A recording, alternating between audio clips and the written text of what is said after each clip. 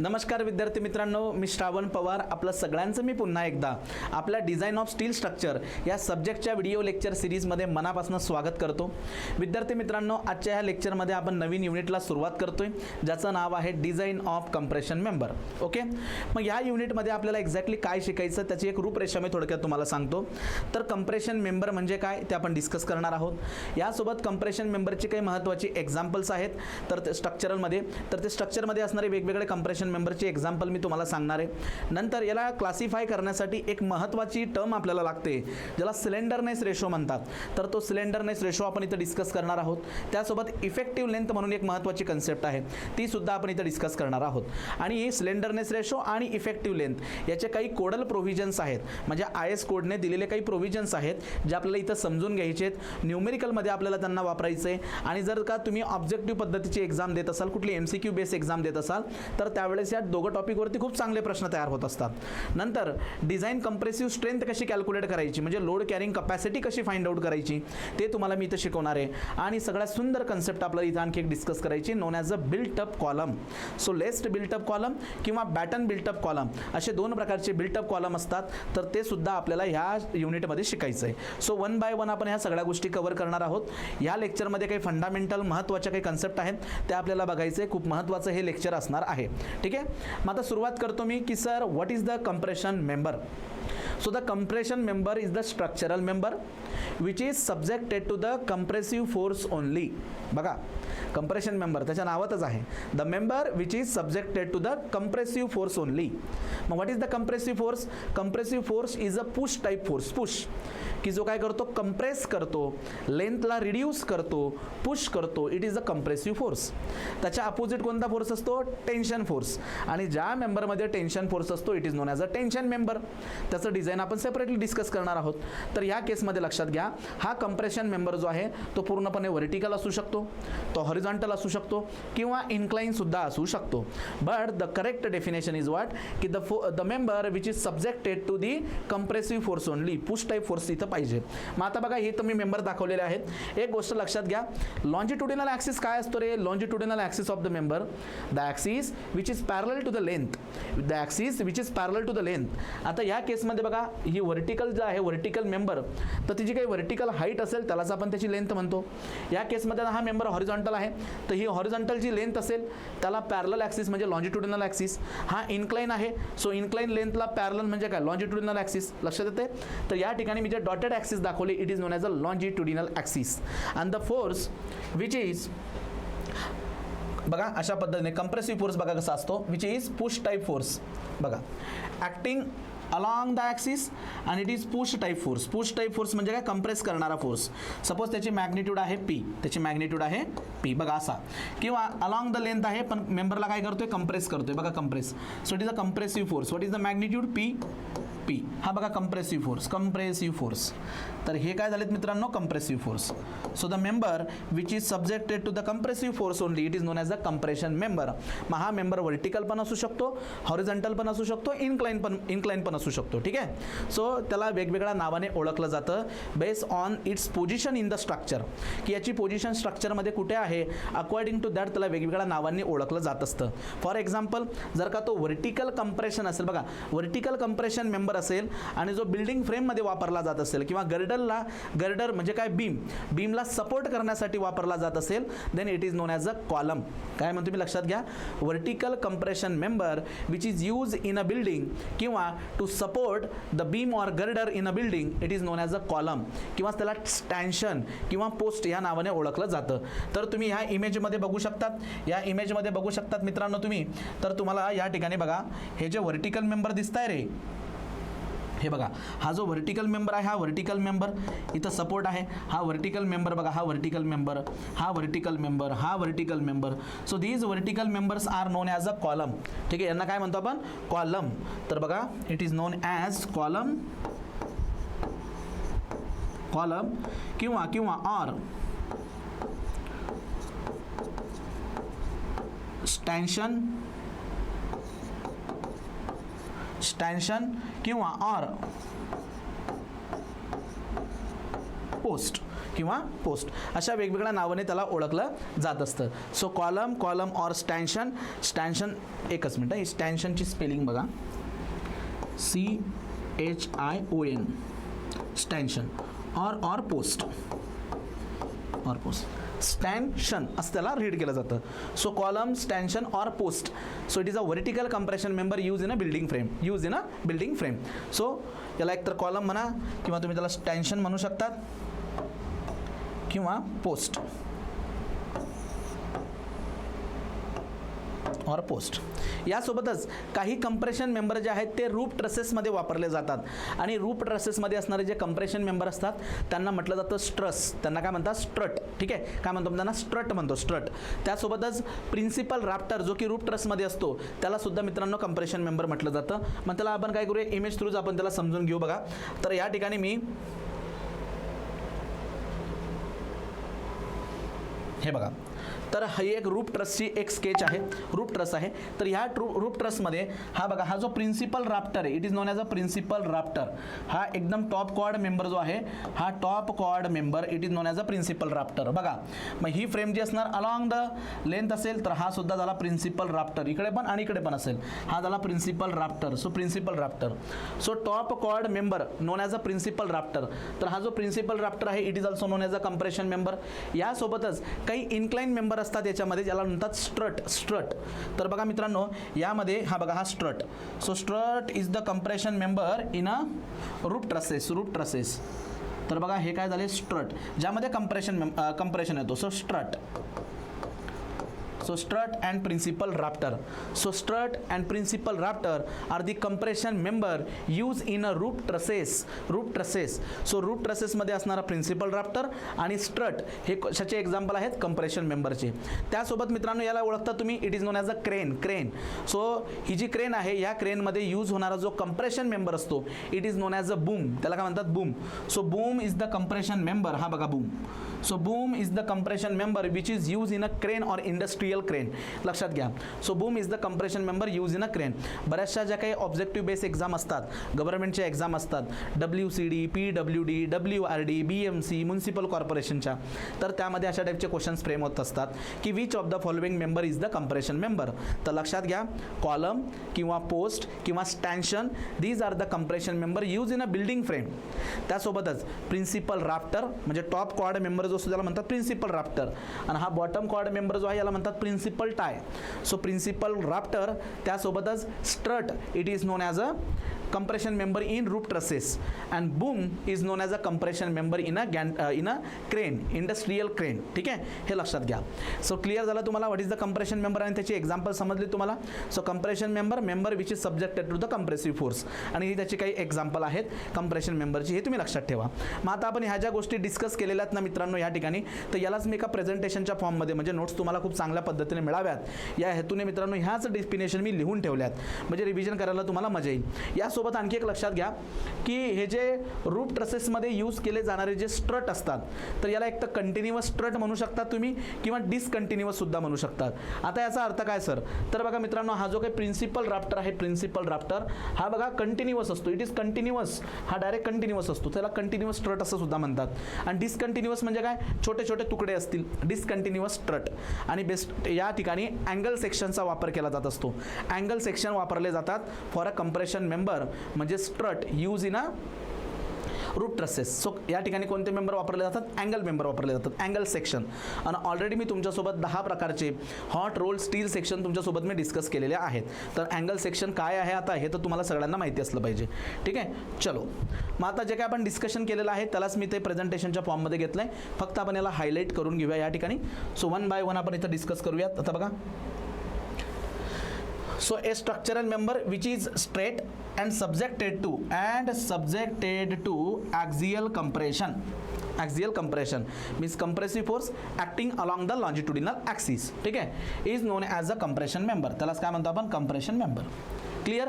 Then different terms are use for the compression member depending upon its position in the structure. तो कुठल्या स्ट्रक्चरमध्ये use केला जातो according to that याला वेगवेगळ्या नावांनी ओळखलं जातं.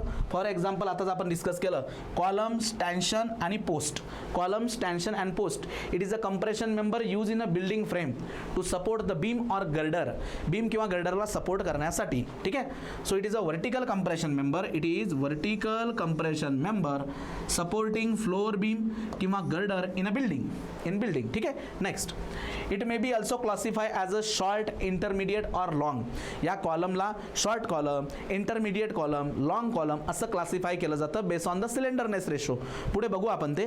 बट हा कॉलम किंवा स्टॅन्शन ऑर पोस्ट हा जो कंप्रेशन मेंबर असतो हा व्हर्टिकल असतो आणि बिल्डिंग फ्रेममध्ये वापरला जात असतो. हे तुम्ही लक्षात घ्या. Next strut. So strut is the compression member which is use in a roof trusses. Roof trusses आणि याचे एक्झाम्पल तुम्हाला मी सांगितलं. स्ट्रट जो आहे रूफ ट्रसेसमध्ये एक स्ट्रट पण असतो आणि प्रिन्सिपल राफ्टर पण असतो. हां, हे लक्षात घ्या. So strut is a compression member which is used in roof truss and bracings. Bracing म्हणजे काय की बिल्डिंग फ्रेममध्ये आडव्या लाईन मारलेल्या असतात ब्रेसिंग्स. ठीक आहे. They are small span, may be vertical or incline. एकतर ते वर्टिकल असू शकतात किंवा इन्क्लाइंड असू शकतात.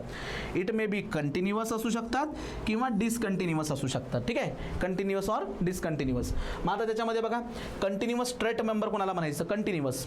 So it is a compression member which is continue over A number of joint, continue over a number of joint. and the best example is what top chord member ज्याला आपण principal rafter म्हणतो. तो काय आहे continuous strut आहे. Continuous. It is continuous over the number of joint. बघा हा इथे एक जॉईंट आहे, हा दुसरा जॉईंट आहे, हा तिसरा जॉईंट आहे, हा चौथा आहे, हा पाचवा आहे. सो मित्रांनो हा एकच मेंबर असतो. बघा सरळ सरळ एकच मेंबर असतो. सो टॉप कॉर्ड मेंबर जो आहे ज्याला प्रिन्सिपल राफ्टर म्हटलं जातं it is a continuous type of strut. आणि डिसकंटिन्युअस स्ट्रट कोणते असतात तर हे मधले जे नाही का मधले जे इंटरमिडिएट फॉर्ममध्ये प्रोव्हाइड केलेले असतात compression member it is known as a discontinuous strut. So discontinuous strut member it is a compression member which extend between two adjacent joint only. दोन जॉईंटच्या दरम्यान फक्त. So it is known as a discontinuous. And the best example is vertical or incline member use in a roof truss. जो top क्वाड member आहे it is a continuous आणि त्याच्या व्यतिरिक्त जे काही छोटे छोटे असतात दोन जॉईंटच्या मध्ये फक्त त्याला प्रोव्हाइड केलं जातात it is known as a discontinuous strut. आणि नेक्स्ट आहे boom. So boom is the compression or principal compression member use in a crane. कुठे यूज केला जातो याला क्रेनमध्ये. तशी काही बेसिक एक्झाम्पल्स आहेत ते तुम्हाला इमेजच्या मदतीने सुद्धा मी इथं समजवण्याचा प्रयत्न केला. आता यानंतर मित्रांनो टाईप्स ऑफ कॉलम. जे कॉलम आहे किंवा स्टॅन्शन आहेत किंवा पोस्ट आहेत तर याला मित्रांनो क्लासिफाय केलं जातं ॲज अ बूम. त्याला क्लासिफाय करताना बघा as a long column, intermediate column, short column or pedestal अशाही पद्धतीने आपण त्याला काय करतो क्लासिफाय करत असतो base on the slenderness ratio. पण या केसमध्ये होतं काय की याच्या डेफिनेशन ज्या आहेत ना म्हणजे स्ट्रेंथ ऑफ मटेरियल सब्जेक्टमध्ये वेगळ्या पद्धतीने क्लासिफाय करतो आपण, स्टील स्ट्रक्चरमध्ये वेगळ्या पद्धतीने क्लासिफाय करतो. सो क्लासिफिकेशन करण्याच्या पद्धती वेगवेगळ्या आहेत हे तुम्ही लक्षात घ्या. पण एक बेसिक मी तुम्हाला इथं डिस्कस करेल तुमच्यासोबत. तर बघा कॉलम जो आहे कॉलम हा कॉलम. तर एक गोष्ट लक्षात घ्या आधी मी कंप्रेशन मेंबर म्हणतो.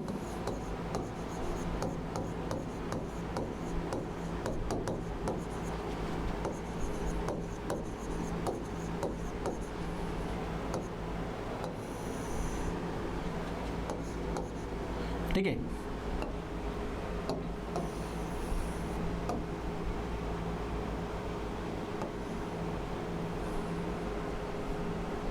और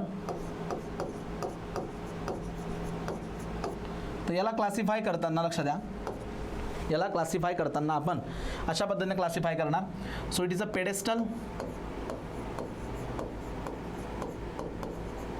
पेडेस्टल अँड कॉलम. आणि कॉलमला फर्दर आणखी क्लासिफाय केलं जातं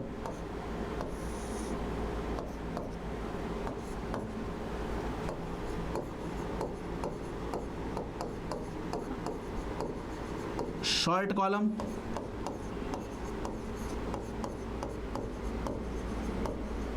लॉन्ग कॉलम ठीक आहे. आता पेडेस्टल म्हणजे काय, अगदी शॉर्ट कॉलम. जनरली काय होतं की जे स्टॅच्यू असतात, म्हणजे बघा छत्रपती शिवाजी महाराजांचा जर पुतळा असेल, स्टॅच्यू असेल, तर त्याच्या खाली एक कॉलम नाही का बनवला जात, छोटासा कॉलम जो असतो. So very small column, it is known as a pedestal. त्याला काय म्हणतात, पेडेस्टल, जो जनरली क्रशिंगमध्ये फेल होतो, क्रशिंगमध्ये. आणि लॉंग कॉलम यालाच म्हणतात स्लेंडर कॉलम. स्लेंडर म्हणजे खूप पातळ कॉलम असतो हा, slender. So it is known as what, slender column. ठीक आहे. बट हे क्लासिफिकेशन जे आहे मित्रांनो, it is base upon the slenderness ratio lambda. मग काय असतो हा स्लेंडरनेस रेशो सांगतो तुम्हाला, काळजी करू नका. ठीक आहे. So if slenderness ratio lambda, फक्त तुम्ही आता हे क्लासिफिकेशन बघा, हळूहळू आपण या गोष्टी बघणारच आहोत. If slenderness ratio is less than or equal to 3, जर का ते less than or equal to 3 असेल तर त्या केसमध्ये आपण त्याला म्हणतो पेडेस्टल. त्याला काय म्हणतो आपण, pedestal, less than or equal to 3. जर का स्लेंडरनेस रेशो 3 पेक्षा मोठा आणि 12 पेक्षा छोटा असेल तर त्या केसमध्ये याला म्हटलं जातं शॉर्ट कॉलम. याला काय म्हणतो आपण, short column. And if the slenderness ratio lambda it is more than or equal to 12, so then it is known as a long column. It is known as a long column. ठीक आहे. So basically याला classify करताना compression मेंबरला pedestal किंवा column. So pedestal it is a very small column, very short column. Pedestal. So pedestal. किंवा बऱ्याचदा तुम्ही आणखी असं बघितलं असणार, रेल्वेच्या प्लॅटफॉर्मवरती आपण जेव्हा एखादा ट्रेनचा वेट करत असतो तर त्यावेळेस आपण काय करतो, एका वट्यावरती बसतो मित्रांनो. बघा असा एक वटा असतो, इथं छोटासा वटा असतो बघा, यावरती आपण असं बसलेलो असतो. बघा इकडे हे बघा, हे त्याचं रूप.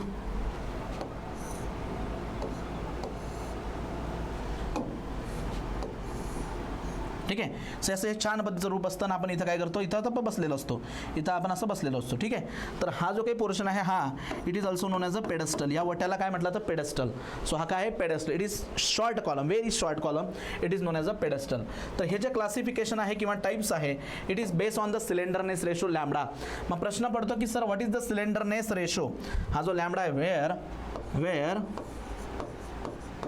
Wear lambda is known as slenderness ratio. याला काय म्हटलं तर स्लेंडरनेस रेशो. मग हा स्लेंडरनेस रेशो बेसिकली काय शो करतो आपल्याला, slenderness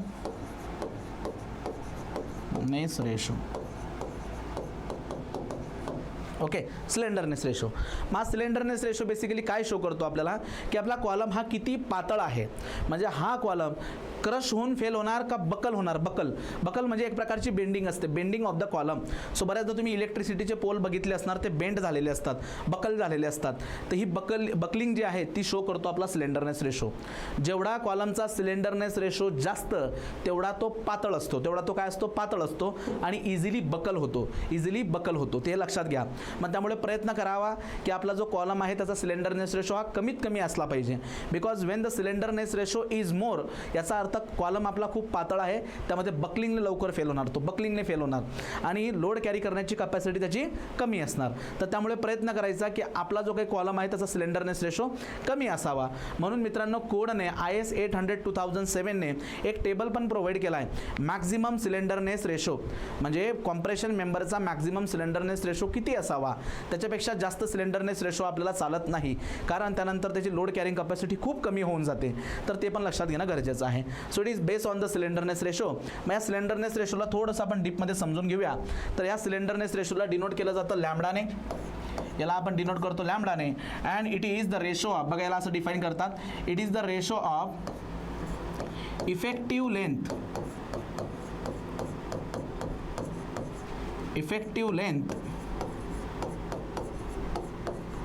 LE divided by minimum radius of gyration.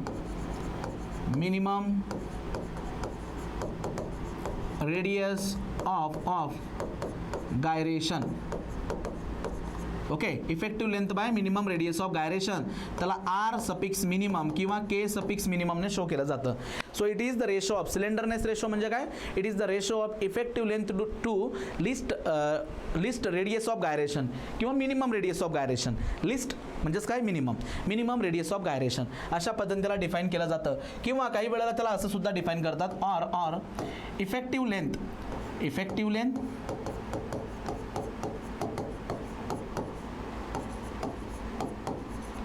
LE divided by least lateral dimension म्हणजेच काय LLD लिस्ट लॅटरल डायमेन्शन असं सुद्धा त्याला डिफाईन केलं जातं. बट या ठिकाणी आपण ह्या डेफिनेशनचा यूज करणार आहोत.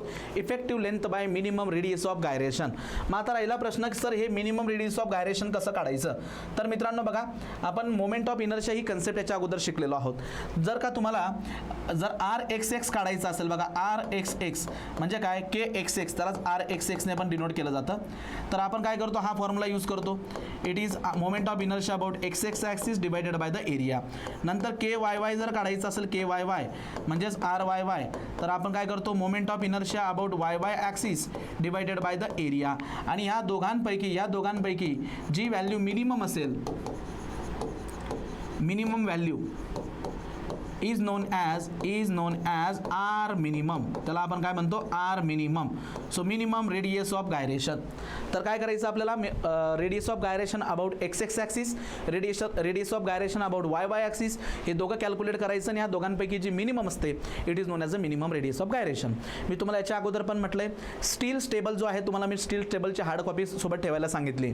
या स्टील टेबलमध्ये प्रत्येक सेक्शनची रेडियस ऑफ गायरेशन प्रोव्हाइड केलेली आहे. तर यामध्ये तुम्ही डायरेक्टली बघू शकतात की मिनिमम रेडियस ऑफ गायरेशनची व्हॅल्यू किती आहे आणि ती तुम्ही इथे यूज करू शकतात. आता एखादा विद्यार्थी म्हणेल की सर मिनिमम रेडियस ऑफ गायरेशनच का घ्यायचं. बिकॉज मिनिमम रेडियस ऑफ गायरेशनची व्हॅल्यू जर आपण यूज केली, रेडियस ऑफ गायरेशन जर मिनिमम, याचा अर्थ moment of inertia is minimum.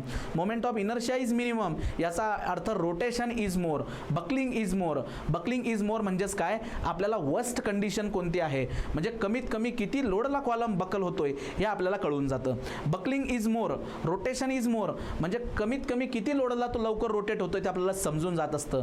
म्हणून ॲज अ डिझायनर मित्रांनो, ॲज अ डिझायनर आपल्याला जी क्रिटिकल कंडिशन असते, वर्स्ट कंडिशन असते, त्याच्यासाठी डिझाईन करावं लागतं. म्हणून आपण मिनिमम रेडियस ऑफ गायरेशनचा यूज करतो. आता राहिला प्रश्न, इफेक्टिव्ह लेंथ म्हणजे काय. इफेक्टिव्ह लेंथ म्हणजे अशी लेंथ जी बकलिंगमध्ये ॲक्टिव्ह आहे.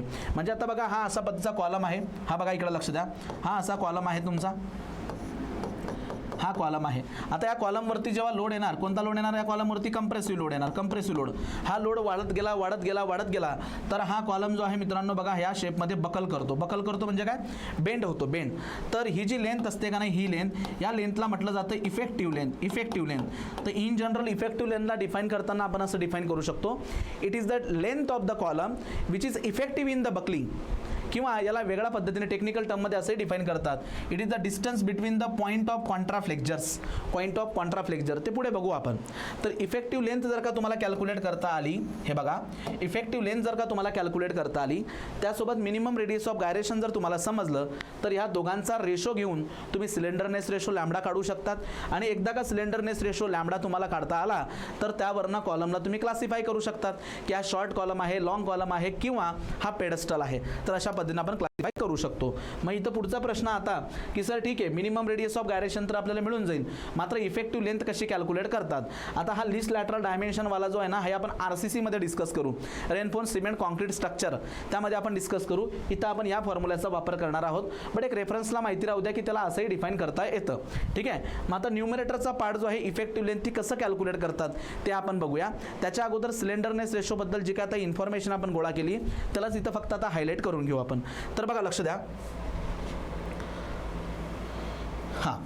So slenderness ratio, the slenderness ratio is defined as ratio of effective length of the compression member म्हणजे effective length of the column to the appropriate radius of gyration.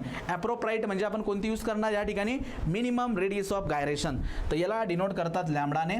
So lambda हे बघा, effective length, so effective length, sorry slenderness ratio, slenderness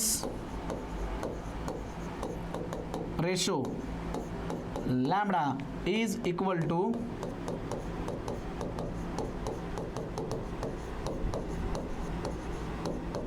effective length of the compression member divided by minimum radius of gyration. Minimum radius of gyration, minimum radius of gyration, that is R minimum. R minimum radius of gyration. आता slenderness ratio काय असतो? So it is the tendency of the compression member to buckle. ठीक आहे. It is usually measure by its slenderness ratio.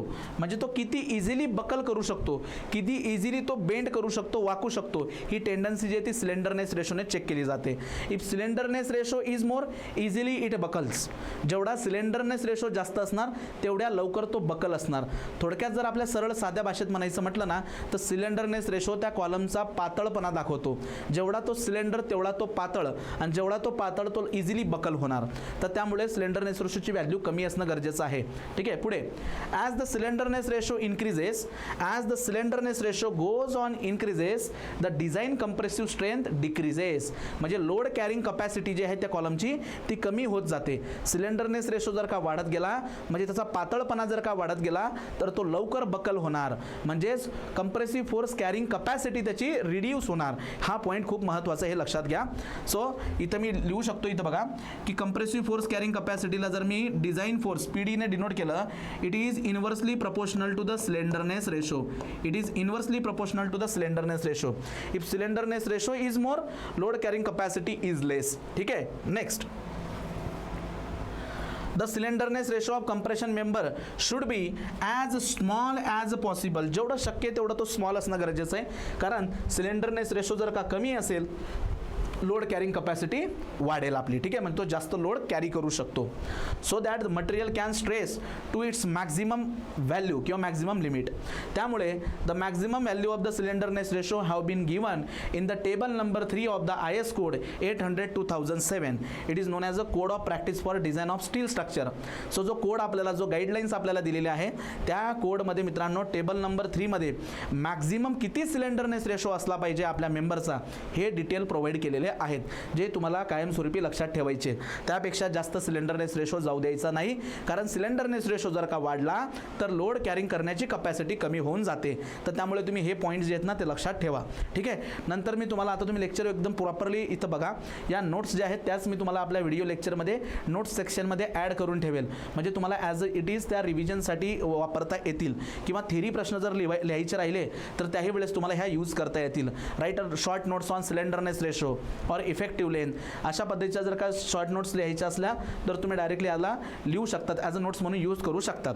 तर मी आपल्या ॲपमध्येच notes सेक्शनमध्ये याला add करून ठेवेल. चलो नेक्स्ट. मग हा जो टेबल नंबर 3 आहे मित्रांनो, table number 3 of the IS code maximum slenderness ratio. So it gives lambda maximum value, maximum slenderness ratio. हा टेबल नंबर 3 आहे, maximum slenderness ratio or effective slenderness ratio. याच टेबलमध्ये मित्रांनो कंप्रेशन मेंबर त्यासोबत tension मेंबरबद्दल सुद्धा mention केलेलं आहे. But आपण काय करणार, फक्त आता इथं कॉम्प्रेशन मेंबरचं डिस्कशन करतोय तर कंप्रेशन मेंबरच्याच व्हॅल्यू आपण इथं बघूया. तर पहिल्यांदा बघा, the member carrying compression load, compressive load, the member carrying compressive load resulting from dead load and impose load. Impose load म्हणजेच काय, लाईव्ह लोड. मग आता बघा पहिला पॉईंट इथं मी लिहितो, नंबर 1 पहिला पॉईंट हे बघा. So compression force, compression load, but this compression load is due to dead load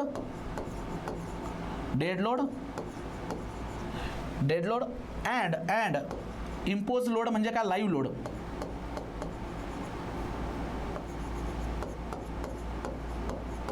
imposed load म्हणजेच लाईव्ह लोड. जर का मेंबरवरती कंप्रेसिव्ह फोर्स येत असेल बट कशामुळे, डेड लोड म्हणजे सेल्फ वेट आणि लाईव्ह लोड, तर त्या केसमध्ये maximum value of the slenderness ratio घ्यायची आहे. Maximum value of the slenderness ratio lambda maximum that is equal to 180, 180. Okay, 180 पेक्षा जास्त सिलेंडरनेस रेशो जाऊ द्यायचा नाही. नेक्स्ट, त्यानंतर आणखी बघा, a member subjected to the compressive force resulting only from combination of wind and earthquake load. बघा हा पहिला पॉईंट जो आहे, हा पहिला पॉईंट तो आपला कंप्रेशनचा आहे, तिसरा पॉईंट हा आपला कंप्रेशनचा आहे. ठीक आहे, लक्षात घ्या. मग आता बघा काय म्हणतो परत, नंबर 2 कंप्रेशन लोड येतोय, पण हा कंप्रेशन लोड कशामुळे येतोय, it is due to lateral action, wind load आणि अर्थक्वेक लोड.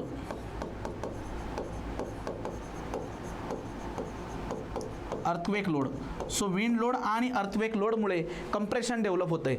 तर त्या केसमध्ये तुम्हाला मॅक्झिमम सिलेंडरनेस रेशो किती घ्यायचा आहे, दॅट इज इक्वल टू 250 250. ठीक आहे. नंतर बघा आणखी तिसरा पॉईंट बघा या ठिकाणी याच्यानंतरचा, compression flange of beam against lateral torsional buckling. So number 3, compression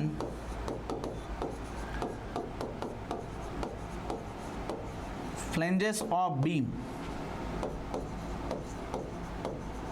against lateral torsional buckling. तर याची व्हॅल्यू किती प्रोव्हाइड केली आहे, मॅक्झिमम इज इक्वल टू 300. आणि यानंतर बाकीच्या ज्या व्हॅल्यूज राहिल्यात ना 2, 6 आणि 7 या टेन्शन मेंबरसाठी या 3 व्हॅल्यू आपल्यासाठी महत्त्वाचं आहे. बघा मित्रांनो, स्टील सेक्शनमध्ये the best beam member is कुणाला म्हटलं जातं, the one which is having more moment of inertia about the Z axis. आणि तो कोणता असतो मित्रांनो, I section. So I section is the best beam section, बरोबर, त्याला बीम सेक्शन म्हणतो आपण. तर त्यामध्ये 2 फ्लेंज असतात, एक टॉप फ्लेंज आणि एक बॉटम फ्लेंज. टॉप फ्लेंज आणि एक बॉटम फ्लेंज. तर या दोघांपैकी जी कंप्रेशन फ्लेंज असते, टॉपची कंप्रेशन फ्लेंज, तर त्या कंप्रेशन फ्लेंजसाठी सिलेंडरनेस रेशो किती यूज करायचा आहे, 300. So compressive force coming from dead load and live load 180, compression load coming from earthquake and wind action 250 आणि compression flange of the beam section यासाठी वापरायचं आहे 300. तर ह्या मॅक्झिमम सिलेंडरनेस रेशोच्या व्हॅल्यू आहेत. कोणत्याही परिस्थितीमध्ये याच्यापेक्षा जास्त व्हॅल्यू जाता कामा नये, बिकॉज सिलेंडरनेस रेशो जर का वाढला तर त्या केसमध्ये लोड कॅरिंग करण्याची जी कपॅसिटी असते ती कमी होऊन जाते. तर तुम्हाला याची काळजी घ्यायची आहे. सो हा टेबल नंबर 3 आहे, जो कोडमधनं ॲज इट इज मी याचा स्क्रीनशॉट घेतला आहे. सो आय होप तुम्हाला आता इथं सिलेंडरनेस रेशोची डेफिनेशन समजलेली असेल. आणि सिलेंडरनेस रेशो बेसिकली काय देतो आपल्याला, तर आपला कॉलम किती इझिली बकल करू शकतो, तर याची टेंडन्सी आपल्याला तो शो करत असतो. Slenderness ratio is more than the load carrying capacity of the column, म्हणजे design compressive load carrying capacity of the column is less. मग जेवढं शक्य आहे तेवढं सिलेंडरनेस रेशो कमी ठेवण्याचा प्रयत्न करत चला. तर ह्या मॅक्झिमम व्हॅल्यू दिलेल्या आहेत. पण आता सिलेंडरनेस रेशोची डेफिनेशन आपण काय बघितली, it is the ratio of effective length to least lateral dimension किंवा मिनिमम रेडियस ऑफ गायरेशन. तर मिनिमम रेडियस ऑफ गायरेशन तर आपल्याला भेटून जाईल स्टील टेबलवरून. इफेक्टिव्ह लेंथ कशी कॅल्क्युलेट करायची, सो इफेक्टिव्ह लेंथ कशी कॅल्क्युलेट करायची, तर बघा मग आता जाऊयात आपण पुढे effective length. So next effective length. मग आता इफेक्टिव्ह लेंथला डिनोट करताना बघा एल सफिक्स इफेक्टिव्ह असं त्याला डिनोट करतात किंवा simply LE. So effective length it is the distance between the point of zero moment, किंवा it is the distance between the point of contraflexure म्हणतो आपण त्याला, कॉन्ट्राफ्लेक्चर. म्हणजे इकडं लक्ष द्या, बेसिकली हा काय शो करतो आपल्याला, so it is the part of the total length which is active in the buckling, जो की बकल होऊ शकतो, जो की बकल झालेला आहे तेवढा पार्ट जो आहे तो दाखवतो आपल्याला इफेक्टिव्ह लेंथ. तर मित्रांनो RCC म्हणजे रेनफोर्स सिमेंट कॉन्क्रीटचा जो सब्जेक्ट आहे, जो काही युनिव्हर्सिटीमध्ये नंतर शिकायला मिळेल, काहींचा आधीसुद्धा झालेला असेल, तर त्यामध्ये इफेक्टिव्ह लेंथ कॅल्क्युलेशन वेगळे असतात, स्टीलमध्ये वेगळे असतात. आणि स्ट्रेंथ ऑफ मटेरियल या सब्जेक्टमध्ये जी इफेक्टिव्ह लेंथ आपण यूज करतो त्याला म्हणतात theoretical value of the effective length. आणि बघा ती इफेक्टिव्ह लेंथ काय असते, इकडे लक्ष द्या. So effective length theoretical value,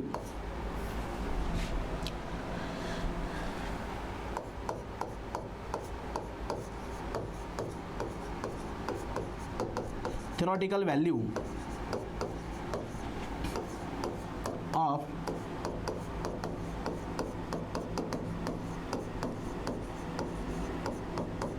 effective length. ठीक आहे, या ज्या आपण स्ट्रेंथ ऑफ मटेरियल सब्जेक्टमध्ये यूज करतो.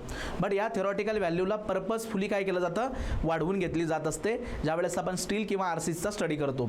काय वाढवतात ते तुम्हाला सांगतो मी. ठीक आहे, मग आधी थेरॉटिकल व्हॅल्यू आपण डिस्कस करू. तर थेरॉटिकल व्हॅल्यूमध्ये बघा युलरने आपल्याला 4 प्रकारच्या कॉलम कंडिशन दिलेल्या आहेत. तर पहिली कॉलम कंडिशन असते बेसिकली ही इफेक्टिव्ह लेंथ जी असणार आहे मित्रांनो, effective length of any compression member it is depends upon 2 factor. One is the length and second is the end condition, support condition. आता बघा या केसमध्ये दोघं एंड कसे आहेत, दोघं हा आहे फिक्स्ड आणि हा आहे फिक्स्ड. आणि याची ओरिजिनल लेंथ जी आहे ना ती आहे L. L is the initial length or original length जी आहे त्याला मी एल नॉटने डिनोट करतो. L nought is the original length. तर या केसमध्ये इफेक्टिव्ह लेंथचा फॉर्म्युला असतो effective length L E is equal to L nought divided by 2 directly, म्हणजे फक्त 0.5 एल नॉट, फक्त हा पोर्शन कन्सिडर केला जातो इफेक्टिव्ह लेंथमध्ये. So what is the effective length? The length of the column which is effective in the buckling. Effective in the buckling ह्या theoretical values आहेत. या व्हॅल्यू कशा आहेत? थेरॉटिकल. आता यांना का वाढवतात ते पुढे सांगतो तुम्हाला मी. आता फक्त थेरॉटिकल व्हॅल्यू डिस्कस करून घेऊ आधी. हां, नंतर आता दुसरा कॉलम कंडिशन जी आहे, दुसरी कॉलम कंडिशन, तर एक एंड याचं असतं फिक्स आणि दुसरा पोर्शन जो आहे दुसरा तो असणार हिंज सपोर्टेड.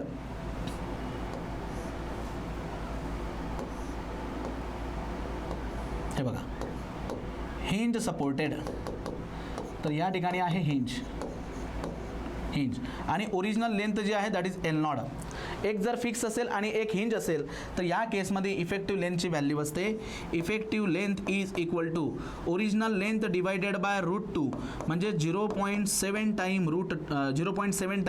Original length. तर अशा या फॉर्म्युल्याचा वापर करून आपण काय करतो, इफेक्टिव्ह लेंथ जी आहे ती आपण कॅल्क्युलेट करत असतो. ही झाली इफेक्टिव्ह लेंथ. ठीक आहे. हां, नंबर 3 तिसरी कंडिशन दिलेली आहे.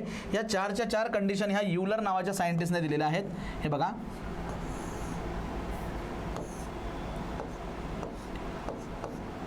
हिंज आणि इकडे सुद्धा वरती सुद्धा हिंज.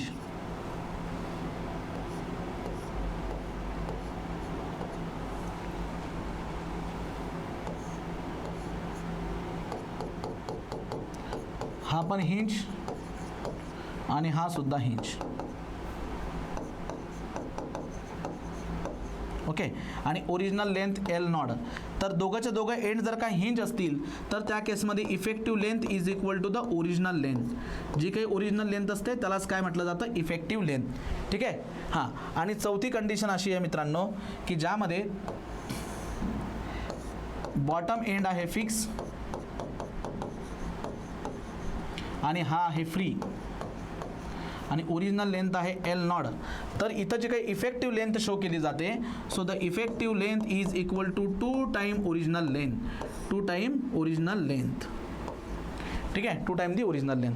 तर ह्या 4 प्रकारच्या कंडिशन्स असतात ज्या आपण स्ट्रेंथ ऑफ मटेरियल किंवा मॉस ज्याला तुम्ही म्हणतात या सब्जेक्टमध्ये डिस्कस करत असतो. So it is known as a theoretical value of the effective length given by the Euler. दोघं कंडिशन जर फिक्स असतील तर 0.5 एल आणि एक हिंज असेल एक फिक्स असेल 0.7 आणि दोघं हिंज असतील तर 1 टाइम एल नॉट आणि फ्री आणि फिक्स असेल तर 2 time L not. That L nought is known as a actual length where L naught is known as actual length किंवा और त्याला दुसरा शब्द आहे unsupported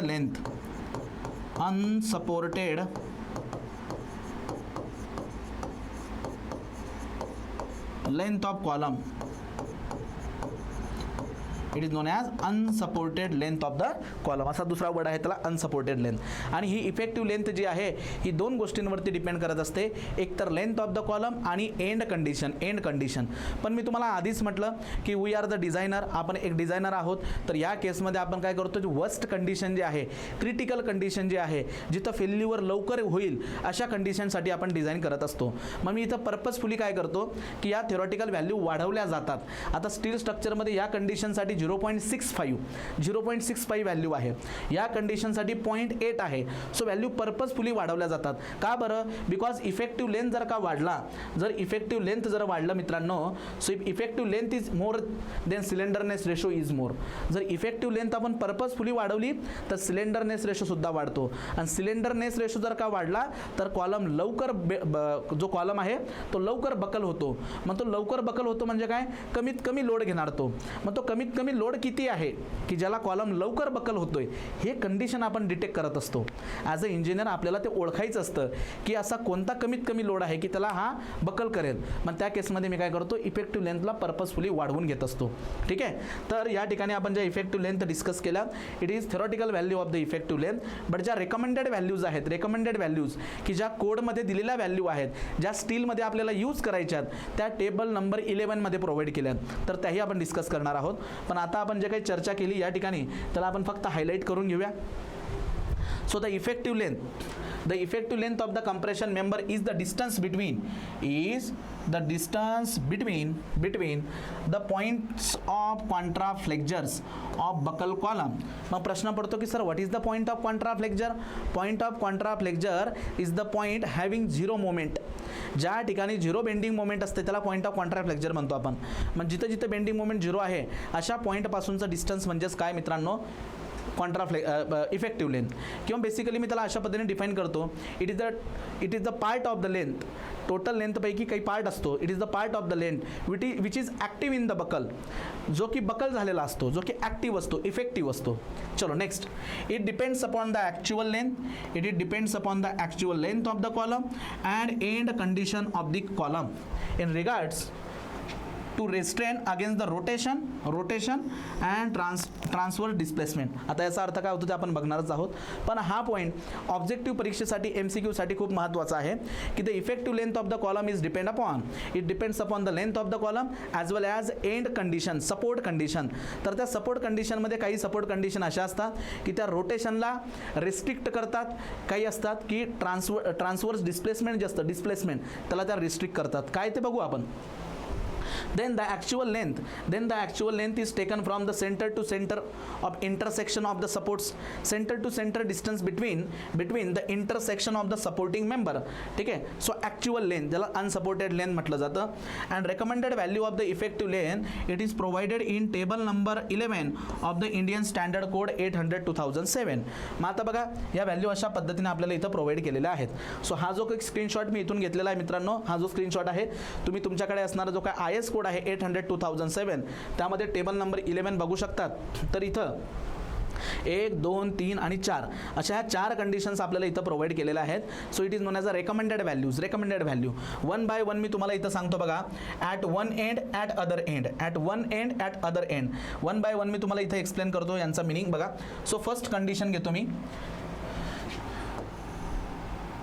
फर्स्ट कंडिशन, सो पहिला आहे फिक्स आणि एक आहे फ्री. आता हा फिक्स आहे ना, फिक्स, तर इथं बघा काय म्हटलं असतं, ट्रान्सलेशन रोटेशन म्हणजे थिटा, रोटेशन म्हणजे स्लोप आणि ट्रान्सलेशन म्हणजे डिस्प्लेसमेंट. तर फिक्स हा असा जॉईंट आहे, फिक्स हा असा सपोर्ट आहे की तिथं हॉरिझॉन्टल किंवा व्हर्टिकल डिस्प्लेसमेंट होणार नाही.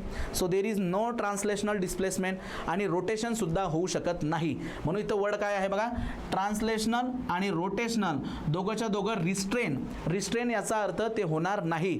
सो या ठिकाणी rotational as well as translational both are restrain म्हणजे काय की अडकवलंय त्याला, इथं डिस्प्लेसमेंट होणार नाही. So it is a fix. आणि हा जो सपोर्ट आहे इथं ट्रान्सलेशनल पण अलाउड आहे आणि रोटेशनल पण अलाउड आहे. तिथं रोटेशनल म्हणजे स्लोप पण अलाउड आहे, थिटा पण येऊ शकतो आणि डिस्प्लेसमेंट सुद्धा होऊ शकतं ह्या एंडला. So it is free. तर हे काय आहे, फ्री. आणि या केसमध्ये इफेक्टिव्ह लेंथ किती घ्यायची तुम्हाला, 2 टाइम द ओरिजिनल लेंथ. जे काही ओरिजिनल लेंथ असेल त्याच्या 2 टाइम. ही झाली कंडिशन नंबर 1 जे की कोडमध्ये दिली आहे, मी त्याच सिक्वेन्सने जातोय. ठीक आहे, हे झाला केस नंबर 1. आता केस नंबर 2 बघू आपण. केस नंबर 2, तर यामध्ये काय केलंय की एक एंड आहे हिंज आणि दुसरा आहे मित्रांनो गायडेड रोलर. बघा अशा पद्धतीने इथं आहे हिंज. सो हिंज काय करतो मित्रांनो, हिंज अलाउड्स द रोटेशन ओनली. हिंजला फक्त रोटेशन अलाउड आहे. ट्रान्सलेशनल डिस्प्लेसमेंट रिस्ट्रेन हे बघा. At one end translational displacement is free, it is free. आणि रोटेशन इज रिस्ट्रेन म्हणजे कुठं चाललं हे या एंडबद्दल. आणि translational is free, rotation is restrain. ठीक आहे. तर बघा ही अशी केस आहे. एक लक्षात घ्या, ज्या वेळेस तुम्हाला इथं हिंज सपोर्ट असेल, एका एंडला हिंज आहे आणि एका एंडला हिंज आहे आणि दुसऱ्या याला guided roller, horizontal guided roller म्हणतात त्याला, हॉरिझॉन्टल गायडेड रोलर. असा हा गायडेड रोलर जर का प्रोव्हाइड केला असेल, गायडेड रोलर हा फक्त आणि फक्त एका डायरेक्शनमध्ये मोशन देतो. तर या केसमध्ये सुद्धा effective length is equal to 2 time the original, 2 time the original. ही झाली दुसरी कंडिशन. तिसरी कंडिशन बघा इथं अशी प्रोव्हाइड केलेली असणार. तिसरी कंडिशन, दोघंच्या दोघं एंड काय आहेत मित्रांनो या ठिकाणी, हा बघा, हा पण तुम्हाला हा जो दिसताना बघा इकडे लक्ष द्या, हा तुम्हाला रोलर दिसतोय. सो बेसिकली दोघं हिंज आहेत, ते दोघंच्या दोघं हिंज आहेत. तर हा सुद्धा हिंज आहे आणि हा सुद्धा हिंज आहे, बोथ आर हिंज. मग हा पण हिंज आणि हा सुद्धा हिंज. जर दोघंच्या दोघं हिंज असतील तर त्या केसमध्ये इफेक्टिव्ह लेंथ जी असते, effective length that is equal to, हे बघा, जी इफेक्टिव्ह लेंथ असते आपली L effective that is equal to the original length, ती असते ओरिजिनल लेंथ. आणि हिंज सपोर्ट जर असेल तर तिथं फक्त रोटेशन फ्री असतं, बट डिस्प्लेसमेंट जे आहे हॉरिझॉन्टल व्हर्टिकल त्याला रिस्ट्रेन असतो. तर हे झालं नंबर 4. चौथी कंडिशन जी आहे तर त्यामध्ये एक आहे फिक्स, वरचा आहे गायडेड रोलर. तर बघा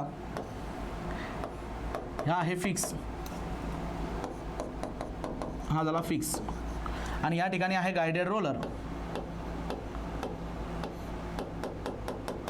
ठीक आहे. तर या केसमध्ये इफेक्टिव्ह लेंथची व्हॅल्यू असते 1.2 time, 1.2 time original length, 1.2 time. इथं 2 टाइम आहे. हा गायडेड रोलर आहे, रोलर हा सुद्धा गायडेड रोलर आहे.